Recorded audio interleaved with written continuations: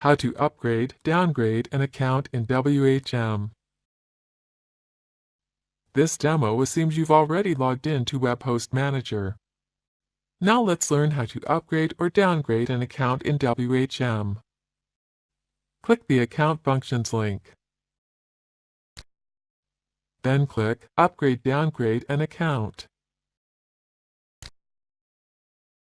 Upgrading or downgrading an account uses account packages.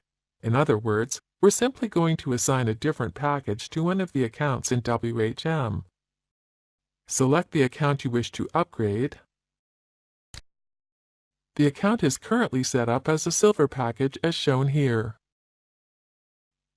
Click the Modify button. Note the demo reseller appended to the beginning of the package name. That is the username of this WHM reseller plan's main account, and indicates that the Silver package was created solely for the use of this reseller plan. The packages listed here at the top, without demo reseller in front, are global packages created by the root user for this server. Let's upgrade this account. Select the new package.